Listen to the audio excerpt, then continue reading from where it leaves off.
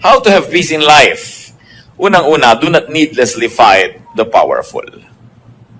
Marami mga tao po magulong buhay kasi bumabangga ng hindi dapat pinagbababangga at hindi naman kayang banggain.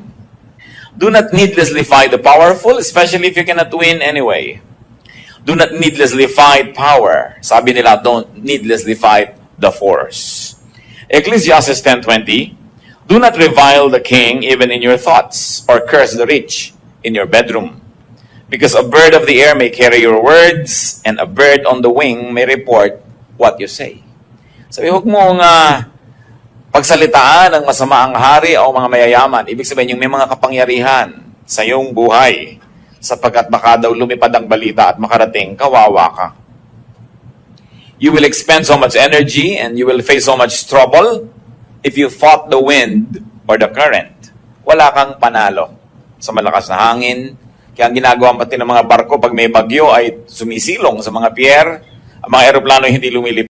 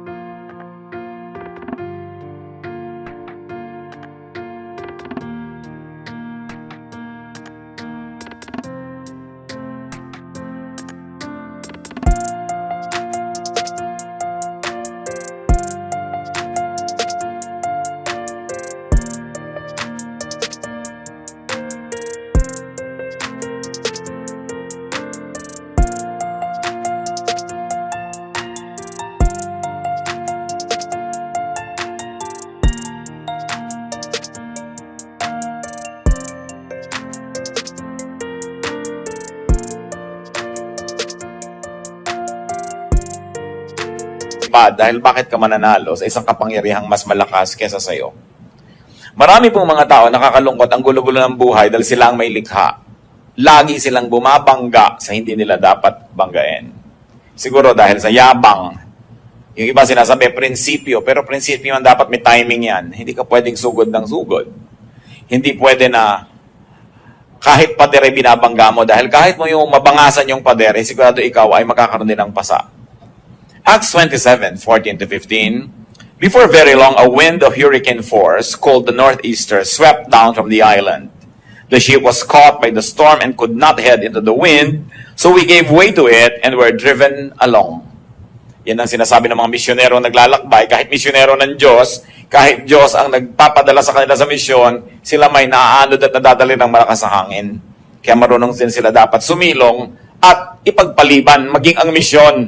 Kung may bagyo, hindi mo pinagbababangga ang hindi mo dapat banggain.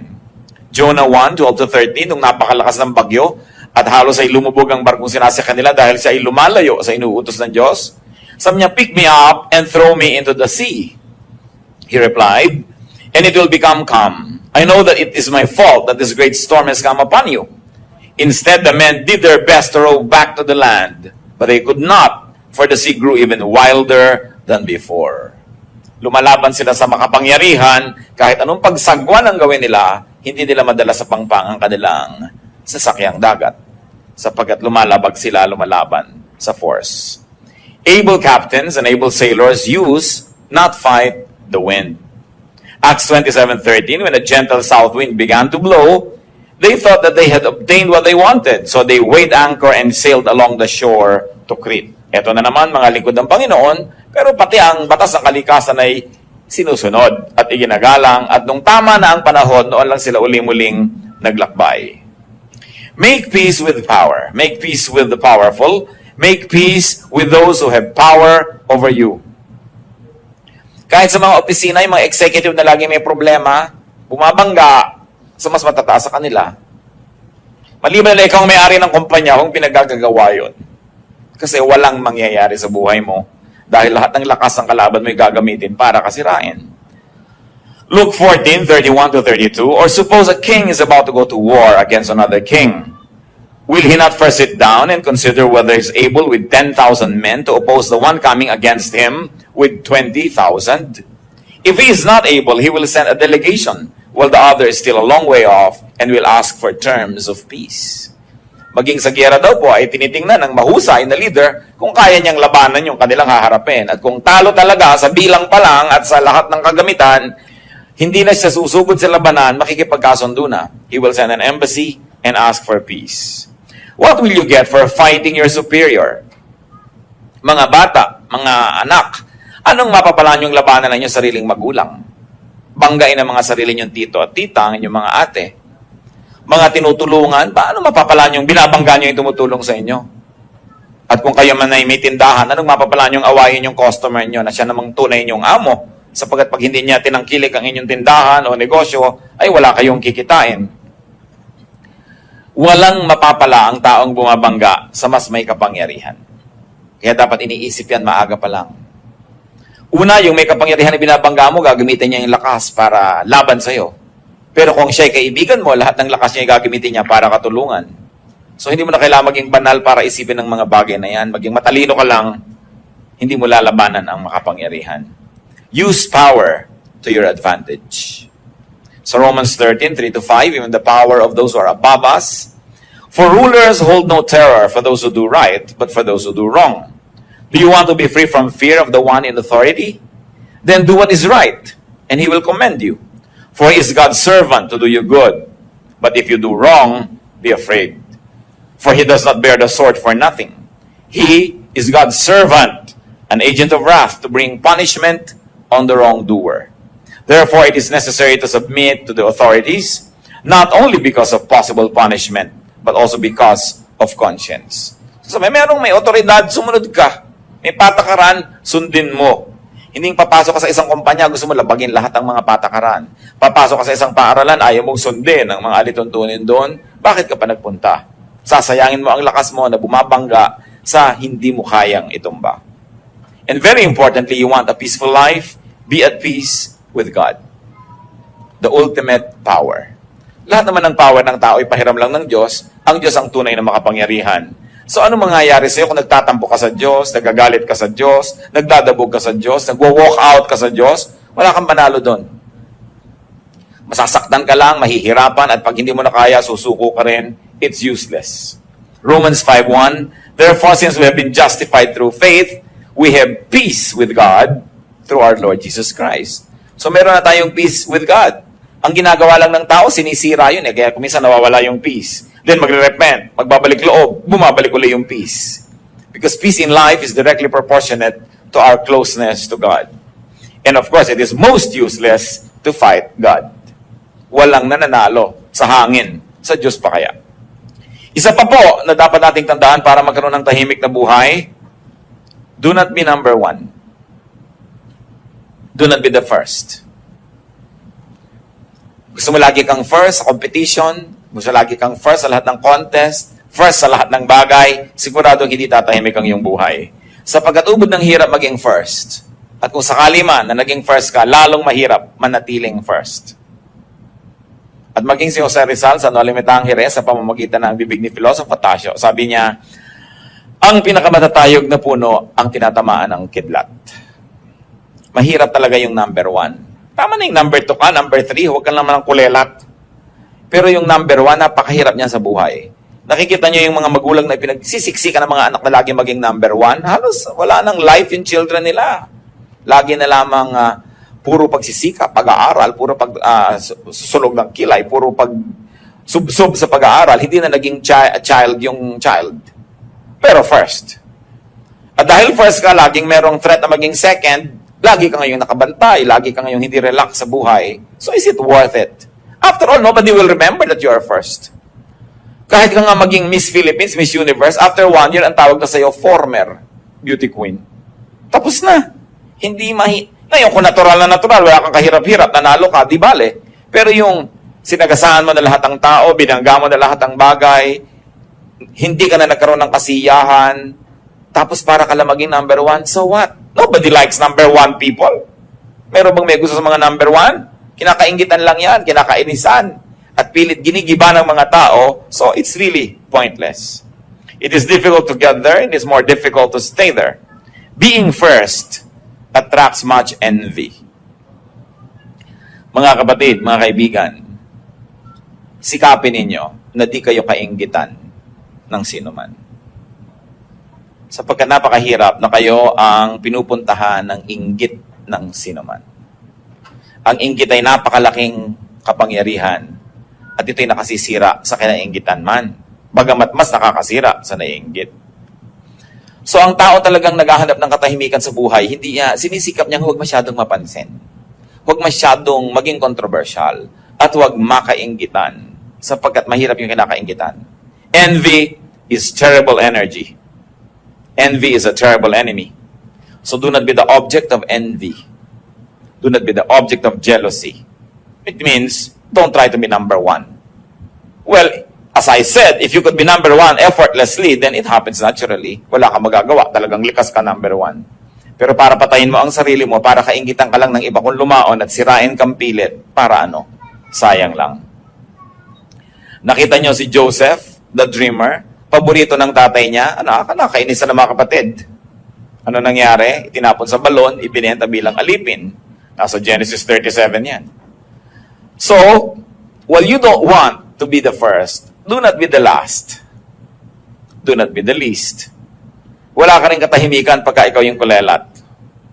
Kasi ikaw naman yung aapihin ng lahat. Ezekiel 22:29, the people of the land practice extortion and commit robbery. They oppress the poor and needy and mistreat the alien, denying them justice. So hindi naman dapat mangyari sa'yo yon. Dapat may katuturan naman na yung buhay, may accomplishment ka, bagamat di ka number one, pero meron ka namang papel sa buhay, kaya hindi ka naman kakawawain ng kapwa mo. Dahil mahirap din magkaroon ng kapayapaan kung ikaw yung kulelat, kung ikaw yung api. You want peace in life? Set your own personal rules and standards in your life. Aside from God's law, which you all must observe, and aside from legal law, which every citizen of a country must observe, develop and stick to your personal standards. Hindi sabihin, ay, kailangan tayo maghanda, birthday mo kasi kaugalian. Kung ayaw mo maghanda, huwag kang maghanda. Huwag mong pilitin ang sarili mo. Gumawa ka ng sariling batas ng buhay mo. Basta hindi mo nilalabag yung batas ng bayan at batas ng Diyos. Huwag mo sinusunod yung mga batas ng mga tao kung ito'y hindi hiyang sa'yo, hindi likas at hindi bagay. Kailangan magkaroon ka ng lakas ng loob na gumawa ng sarili mong pamantayan kung ano ang mabuti, kung anong marapat at kung paano ka mamumuhay. Hindi mo pinipilit na makipaghabulan sa iba, makipag-contest. Hindi mo pinipilit na makipagpataasan. Hayaan mo silang mapagod, pero meron kang sariling speed. Para rin yan ng kotse, naglalakbay kayo, may nauuna, ang bilis-bilis, hirap na hirap ka maghabol. Subukan yung huwag kayong maghabol, hihintayin din kayo nun. No? So bakit mo papahirapan lang yung buhay? Kita nyo yung mga nagtatago na walang naghahanap, lumalabas din mag-isa. Mainit yun. Ang hirap-hirap magtago, walang humahanap sa'yo. So kung hindi siya mahanap, huwag nyo hanapin. Bakit ninyo papahirapan ninyo sa sarili? Tatandaan nyo, ang gusto ko lang na bigyan ng diin, igalang lang natin, batas ng Diyos, batas ng bayan. Yung ibang batas ng buhay nyo, bahala kayo doon.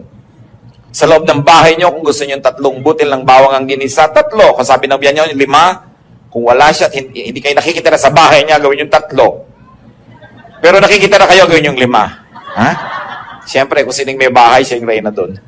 So, kailangan, meron kang batas sa buhay mo, hindi yung si ganun, si ganyan, si ganyan. Naghahabol ka tuloy. Have your own personal world where you are comfortable, where you are the ruler, where you are full. Do not play catch up. Yung pinipilit lamang makahabol sa iba, lagi na lang yan pagod. Sabi ni Solomon sa Ecclesiastes 4:4, "And I saw that all labor and all achievements spring from man's envy of his neighbor. This too is meaningless, a chasing after the wind." Marami na tao nagsisikap lang, hindi naman dahil talagang gusto nila yung pinagsisikapan nila eh. Nakikipag-contest lang kasi sa kapitbahay. So nagpapalakihan ang bahay na ipinapagawa, kaya walang tigil ng kahihingi doon sa OFW na kamag-anak. Nagpapalakihan ng TV, nagpapalakasan ng sound system, no? Nagpapagandahan ng cellphone. Sabi, maraming ginagawa ang tao, hindi dahil talagang gusto niya, meron lang siyang ka-contest. So why do it? Hayaan nyo nga na kasing laki ng bahay ang TV niya, di mapapanood nyo pa libre. Okay, nakikipag-contest. Mapapagod lang kayo. You want peace in life? Know and move according to time. Lahat po ng bagay may panahon. Kawayan man, pag hindi mo tinataga sa panahon, may bukbuk lagi yung kawayan. Kahit yung furniture na gagawa sa kawayan, pag hindi tinaga ng mga times of December yan, January, may bukbuk lagi. Kasi wala sa panahon ng pagputol. Lahat ng bagay may panahon. Ecclesiastes 3 nga, sabi, for everything there is a season and a time for every matter under heaven. So beat with the rhythm of the universe. Pag may gagawin kayo, tama ba yung timing? Mararamdaman nyo naman eh. Hindi para kang bata na pinangakuan ka na bukas pupunta kayo, kakain kayo sa fast food. At kahit bukas may sumabog na bomba, may nalaglag na eroplano, nag-brown out, nagkaroon ng coup, nagkaroon ng revolusyon, ipagpipilitan mo pa rin, kakain tayo, sabi mo. Naiba na yung time, hindi bagay yung time. No? So dapat mahalaga ang tayo nakikinig sa oras. May oras ang ginagawa ng tao. May oras kung kailan ka magsisikap, may oras na nagpapahinga ka. Merong oras na nagbibigay ka na lang, di ka na lang kumikibo. May oras naman na iginigiit mo rin yung gusto mo. Ang taong hindi marunong mag-timing ng ginagawa niya, ang gulo ng bunga, ang gulo ng buhay. Kung makikinig kayo sa Espiritu ng Diyos, makikinig lang kayo sa inyong kalooban, malalaman niyo yung tamang timing. At ano yung pamantayan dyan? Madali, maluwag, maginhawa. Kahit sa biglang tingin, mahirap yung gagawin. Pag tama ang timing, nagiging madali. Tahimik na buhay, mga kapatid, be debt-free. Hindi ko lang alam kung posible pa sa napakaraming tao ngayon itong ganitong bagay, pero ang payapang buhay kung wala kang utang. Mahirap yung may utang eh. Lalo may interes ang utang mo. Tuwing tumitiktak ang orasan, lumalaki ang iyong utang. Matutulog ka ngayong gabi, 10,000 yung utang mo. Pagising mo bukas, 10,500 na yon. Paano ka hihimbing? Naliligo ka, kumakain, nagpapahinga, nagiging 10,100 na, nagiging 2,000 na. Hindi ka mapapahinga. Kaya mga kapatid, hindi ipinapangutang ang party. Hindi ipinapangutang yung mga debu-debu. Na kahit ang baba-baba ng kesa may chandelier, nagkakauntok-untok katuloy. Mga klaseng dramang bukid dyan. Mga dramang third world. Oh? Yung pinipilit kay laki-laking hagdan, ang liit naman ng bahay. Ang liit-liit ng sala, mga upuan, pangkaharian ng mga reyna ang mga upuan. This is not fitting. Kung minsan ang tao hindi namumuhay ng ayon sa kanyang kaya, nagkakautang-utang tuloy. No? Pinipilit magpaaral sa sobrang mamahal ng mga paaralan, hindi naman kaya, anong magagawa mo? Kakadautang-utang ka. Although, yung pagpapaaral naman is good investment. Hindi katulad ng mga party-party lang o mga handa-handaan lang. Romans 13:7-8, give everyone what you owe him. Let no debt remain outstanding. So kung nagkautang ka na, bayaran. At kung hindi pa kayang bayaran, pumunta ka sa pinagkakautangan, tanggapin mong may utang ka at sabihin mong magbabayad din ako. Balang araw. So, mahirap yung may utang ka, tapos andyan yung pinagkakautangan mo, tapos nagpapanggap kang nalimutan mo yung utang mo, hindi ka mapakali at siya din hirap na hirap. Hindi ka magkakaroon ng katahimikan. Kaya, una, iwasang magkautang at kung meron na sikapang babayaran yan. Kung hindi pa po kayang bayaran, lagi lamang i-acknowledge. Kasi kung minsan naman, yung pinagkakautangan natin, yun lang ang gusto madinig na hindi mo tatakbuhan, na hindi mo nalilimutan. Kasi kung minsan pinaparusahan natin yung tumulong sa atin eh. Pinautang ka nung nangangailangan ka at nung oras na magbayad, siya ngayon itong nakikiramdam, nalimutan kaya. This is not how you deal with people who help you. Huh? Hindi ka magkakaroon ng kapayapaan. At mga kapatid, isa pa ito, very biblical, don't be a guarantor. Yung mangungutang siya, ikaw mag-guarantee. Pag tumakbo siya, ikaw nga habulin. Paano ka matatahimik nun? Sasabihin nyo, kasi masisira ang pagkakaibigan namin pag hindi ako nag-guarantee. Pagka tumakbo na rin niya, at hindi niya binayaran, masisira na rin yung pagkakaibigan nyo. May bayarin ka pa, di sirain mo na maaga. Wala ka pang utang. Dahil ang dami na magkaibigan nagkasira dahil dyan. 99% magkakasira kayo. Ngayon, kung ayaw nyo kong pakinggan, siguro naman makikinig kayo sa salita ng Diyos. Proverbs 6:1-5. My son, if you have put up security for your neighbor, if you have struck hands in pledge for another, if you have been trapped by what you said, and snared by the words of your mouth, then do this, my son, to free yourself. Since you have fallen into your neighbor's hands, go and humble yourself, press your plea with your neighbor. Allow no sleep to your eyes, no slumber to your eyelids. Free yourself like a gazelle from the hand of the hunter, like a bird from the snare of the fowler. Napakalinaw. Sabi ko, ikaw ay nangako, nag-pledge ka, you strike your hand in pledge, nag-guarantee ka sa utang ng may utang, nako, na-trap ka. Huwag ka magpahinga. Huwag kang tumigil hanggang hindi mo nababawi ang pledge. So pumunta ka na doon sa ginarantihan mo at doon sa ipinag-guarantee mo at sabihin mong binabawi mo na. Sabi, parang usa na nahuli ng isang hunter. Anong gagawin niyan? Gagawin ang lahat, magpitumiglas para makawala. Yun ang gawin mo. Sabi, dahil yun ang kalagayan mo ngayon na ikaw ay garantor. Huling-huli ka, wala kang kawala. Pakawalan mo ang iyong sarili. So kung kayo garantor na, sikapin yung makawala at kung hindi pa, huwag kayong mag-guarantee. Sabihin nyo, sabi ng Diyos, Proverbs 6, 1-5. At marami pa sa Bible, napakarami na huwag kayong nag-guarantee. Kasi alam niyo yung pag-guarantee, trabaho lang yun ng Diyos. Diyos ba kayo? Nakakatiyak ba kayo makakabayad siya? At kung hindi siya makabayad, alam niyo ba na sa panahon na yun meron kayo ibabayad. Baka nung nag-guarantee kayo, meron. Next week, meron ba? Sabi, ang mga taong magiging tahimik ang buhay, hindi nakikialam sa ganyan mga transaction ng iba. Nananahimik ang buhay mo, hindi ka nga nangungutang, kakalad ka rin ka ng iba sa gulo dahil sila tong nangungutang. Bakit mo gagawin yun sa buhay mo? At kung hindi ka na nila kaibigan dahil hindi mo ginawa yun, hindi mo sila tunay na kaibigan, so huwag mo nalang i-maintain yung friendship na yan. It's useless. Proverbs 11:15, he who puts up security for another will surely suffer. But whoever refuses to strike hands in pledge is safe. Yung strike hands in pledge, tradition nila yan. Kung ano man yung gesture of striking hands, ibig sabihin, pag ginawa niya yon, guarantor na siya. You want a peaceful life? Do not be quarrelsome. Dapat di ka palaaway. Proverbs 17:19, he who loves a quarrel loves sin. He who builds a high gate invites destruction. So huwag ka mag-invite ng negative attention and very especially, do not be quarrelsome. Pinapalampas mo na lang yung mga gusto mong away. Hindi ibig sabihin na hindi ka na lalaki o hindi ka na tunay na babae dahil hindi mo pinatulan. Sapagkat maraming hindi pinapatulan ng tao kung gagawin niyang tahimik ang kanyang buhay. Pero kung magulo ka, lahat na lang nang nakatingin sa'yo. Ba't ka nakatingin? Gusto mong away? Mga ganyan. Dapat lang mapapaaway ka lagi. Dapat tahimik. At lagi kong pinapag-alalahanan ng mga kababaihan. Lalo't kasama nyo inyong asawa, kasama nyo inyong anak na lalaki, kasama nyo inyong tatay o tiyo. Be very modest, especially sa mga kalsada. Kasi pag may biglang kumalabit sa inyo, at may biglang dumakma sa inyo, ipapasubo nyo yung inyong menfolk na ipagtanggol ang inyong dangal at siya mapatay pat masaksak ng iba dahil kembot kayo ng kembot sa kalsada. So kayo ngayon ang naging dahilan kung bakit namatay ang inyong kamag-anak. Ngayon, kung sakasakaling kasama nyo, may kumikindat sa inyo, huwag mo sabihin, Daddy, may kumikindat sa akin. Huwag ka na lang tumingin at ayain mo na yung kasama mo sa iba, isusubo mo pa yung asawa mo sa gulo, tapos iiyak-iyak kapag namatay. So don't invite trouble. Live a peaceful life. Yung iba makatawa lang, hinihinging mabaril sila ng kapwa. Ang lakas tumawa. Kakanta ng mga karaoke'ng sabsakan ng sinuntonado, napapaaway, saksakan. Hindi ba ang daming namamatay sa ganyan? Mga uri ng pamumuhay na nang-a-attract ng gulo. Alam nyo, liban na lang kayo on duty, may trabaho kayo. Kung nasa labas pa kayo ng bahay after 10 p.m., ang totoo na naghahanap kayo ng gulo.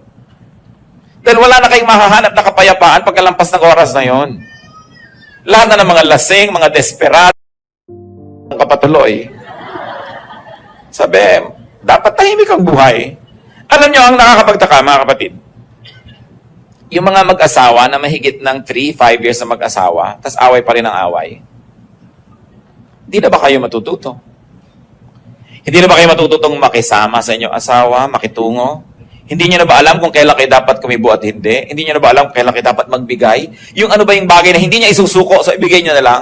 At yung bagay na hindi nyo naman isusuko, ibigay niya sa inyo? Pagka more than 5 years na kayo mag-asawa at hindi pa kayo tumitil magbangayan, maghiwalay na kayo. Wala kayong pag-asa. Ngayon, kung ayaw nyo maghiwalay ng todo, gawan nyo ng paraan yan, ayusin yung buhay nyo. Dahil alam nga naman, hanggang tumanda kayo, awayan kayo ng awayan. Alam nyo ba yung hirap ng loob ng mga anak pag nag-aaway ang mga magulang? Lalo mga maliliit pang bata, akala nila maghihiwalay forever. Hindi naman nila kasi alam ang mga trabaho ng matatanda. No? Akala nila magigiba na yung pamilya nila. Sobrang insecurity. Kaya sinasabi ko yan, siguro first 2-3 years, nag-a-adjust pa kayo sa isa't isa, nag-aaway kayo. Pero kung hanggang 5, 7, 10 years, sabi nag-aawayan nyo pa rin kung gaano dapat ka-asim ang sinigang, magsigang kayo ng dalawa. Pinag-aawayan nyo pa rin kung anong papanoorin nyo sa TV, magdalawa kayo ng TV o magbigayan kayo. Pinag-aawayan nyo kung electric fan ba, tatama sa inyo o hindi. Kisame ba o sa inyo? Gaano kalayo, kalamig ba dapat ang aircon kung meron kayong ganun? Kung pinag-aawayan nyo pa yon, I'm sure that you are not making any effort at all to adjust. Pinagkikiitan nyo inyong sarili, ganun din ang ginagawa ng kapwa, hindi na kayo tatahimik pa. You want a peaceful life? Like transcontinental trains, don't stop at every station. Dapat may pinapalampas. Maraming pinapalampas.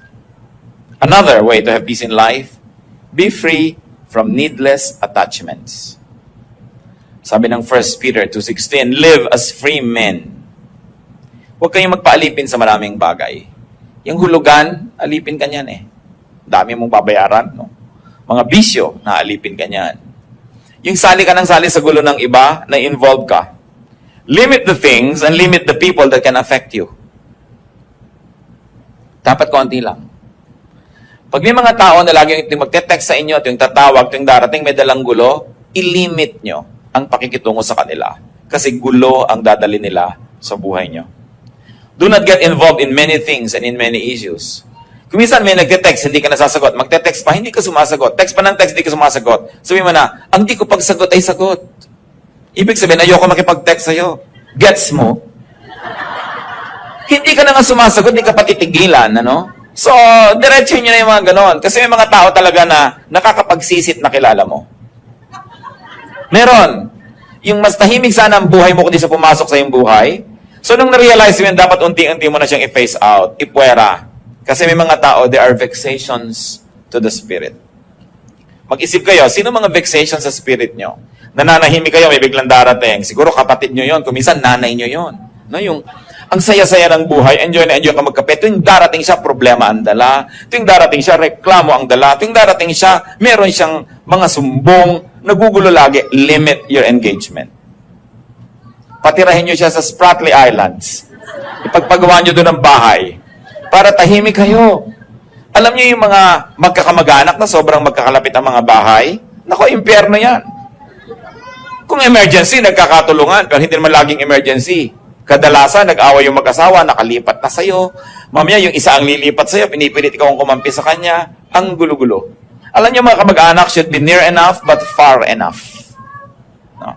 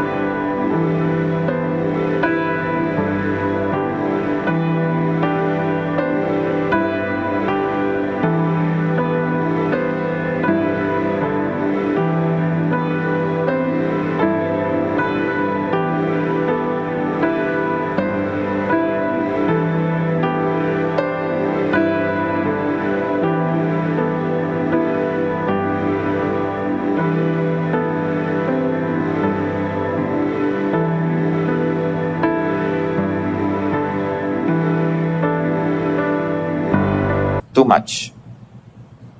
You want peace? Fly high.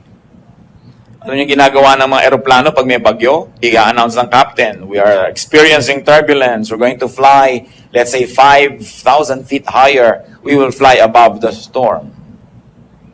Yung storm kasi dito lang malapit sa earth magulo. Pagkalampas nun, tahimik ka na sa ibabaw nun eh. Kaya kung kayo ay sanay na maglakbay, nakikita nyo, tahimik na tahimik ang eroplano. Pero pag magla-landing na, nakakahilo, natatagtag ang eroplano kasi bumababa na eh, mababa na kasi. So dapat mataas. Alam niyo naman siguro ang kahulugan ng talinghaga na yon. Tulad ng Panginoong Jesus, Mark 14:60-61. Then the high priest stood up before them and asked Jesus, "Are you not going to answer? What is this testimony that these men are bringing against you?" But Jesus remained silent and gave no answer. Useless na makipagtalo siya sa mga ito, hindi rin maiintindihan, walang nararating, so he did a class act. Hindi siya sumagot. Hindi lahat ng tanong sinasagot. Hindi lahat ng mga hinihingan ng reaksyon ay binibigyan ng reaksyon. You choose your battles. Napaka-practical po ng Biblia at napakaganda ng mga katuruan kung didibdibin at uunawain. So you want a peaceful life? Do not fight the powerful. Do not be number one. Do not be the last. Set your personal standards. Know and move according to time. Be debt-free. Do not be quarrelsome, and be free from needless attachment. Obey that, and you will be happy. And your